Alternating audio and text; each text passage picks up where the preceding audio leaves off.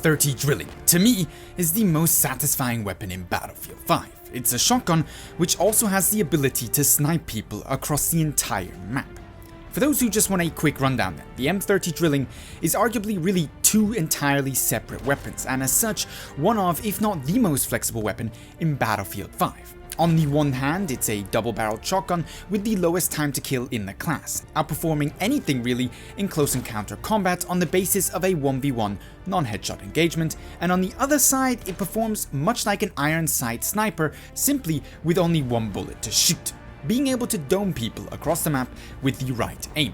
Now, the weapon does come with some drawbacks, such as the low muzzle velocity compared to other snipers, and a highly restricted magazine capacity, both when using it as a shotgun or when headshot deleting players off the map. But with the right aim and playstyle, this is one of the strongest guns in the game.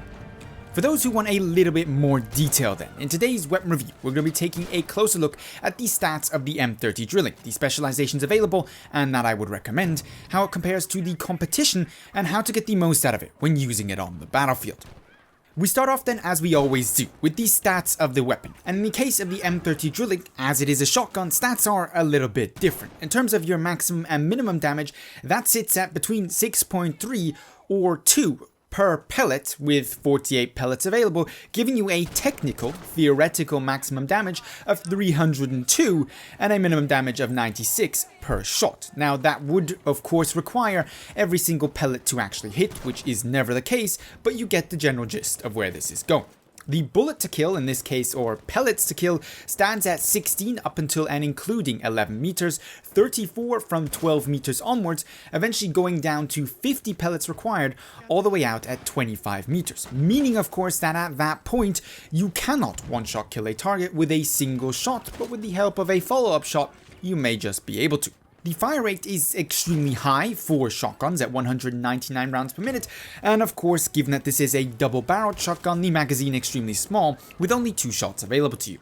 In terms of reload times, it really doesn't matter if you reload 1 or 2, you're going to end up with a relatively long reload at 3.3 for only reloading 1 shot and 3.8 for reloading both barrels. In terms of recoil, not that important when it's a shotgun, but nevertheless we're going to mention it. Vertical is 4, if you crouch down it's only 3, and horizontal is 1. Spread is non-existent. Instead, of course, we have cone of fire, which sits at vertical and horizontal of 3.0, but that can of course be adjusted with the help of specializations. Speaking of which, the choices for the M30 Drilling are relatively interesting. Starting off with the trigger job, taking up the fire rate from 199 rounds per minute all the way up to 225, or quick aim, decreasing your ADS times by 33%. Then, if you go down the left-hand side, you've got heavy load, increasing the lethal range of your weapon by 10 meters. In other words, pushing out those bullet-to-kill shifts at 11 and 12 meters to respectively 13 and 14, and slightly extending both your one-shot and two-shot kill range with the weapon.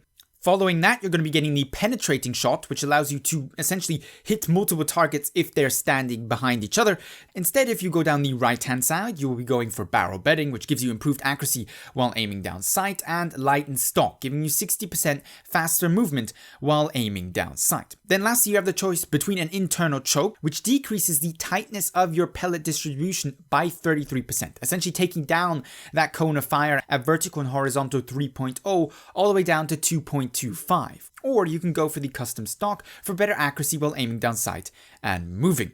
In terms of what I personally would recommend, between the first 2 choices, really it's up to you. Quick ADS times with shotguns can be very handy when trying to extend the 2-shot kill range or even 1-shot kill range of this weapon beyond the kind of 10, 12 meters or respectively 20 meters for a 2-shot kill at which it is most comfortable at. At the same time, an increase to fire rate allows you to place down that second shot that much faster. Then when it comes to left or right for the next 2 specializations, I think very much the extended lethal range is probably the best specialization available, with penetrating shots not being that important, and thus I tentatively go down the left hand side. And lastly, then the choice between internal choke or custom stock for the better ADS moving accuracy is really down to how accurate of a player you are. Technically, having an internal choke is the best choice. It will increase the accuracy of your weapon, in other words, increasing the 1-shot and 2-shot kill range of your weapon quite significantly. On the other hand, if you're somebody who uses this weapon a lot in close quarters and tends not to have their shot perfectly on target but slightly off, you're going to be getting a lot less damage and a lot less 1-shot kills with the weapon because your pellets are that much more focused on the center of where you're aiming. Thus, in my personal experience so far with this weapon, I have found it actually more beneficial not to go with the internal choke, instead opting for the custom stock. But with a little bit more practice, I absolutely do intend to switch over from the custom stock to the internal choke.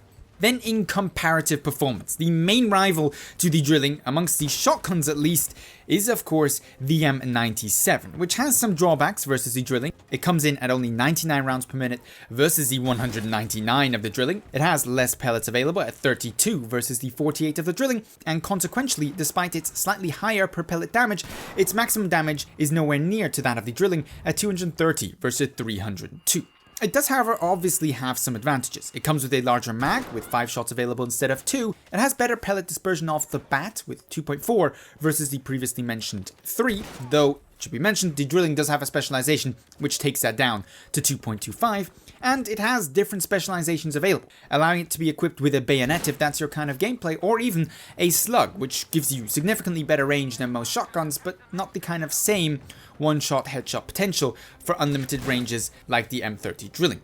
Speaking actually of that sniper mode, that's what makes the M30 Drilling so unique and really so powerful. Not only is it the best shotgun for close quarters if you're an accurate player, it's also an extremely flexible weapon because you can just switch modes and start engaging targets at 50 meters out with relatively high damaging shots, with the minimum damage somewhere around 60 on the individual shot, of course with a slow reload time, but if you dome somebody that doesn't matter because they're instantly wiped off the face of the map, which is an extraordinarily satisfying thing to do, as much of today's gameplay is probably an example of, given how much I did abuse the one-shot kill potential of this weapon.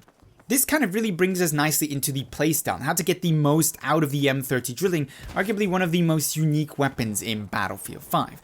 To start off with, it really needs to be noted, this weapon is extremely strong at both medium long range and close quarters, and as such, those are the engagement distances you want to stick. Now that's a wide variety of engagement distances, and thus doesn't make it too hard, but it should be noted you have to stay away from the in-betweens, because that is where this weapon is hopeless. In other words, at that more medium-ish range, where you lose the ability to take out targets with your 2 blasts from your shotgun, but you're too close to reliably headshot with the sniper mode of the M30 Drilling, you really should try and stay away from combat, because you're not going to be much use.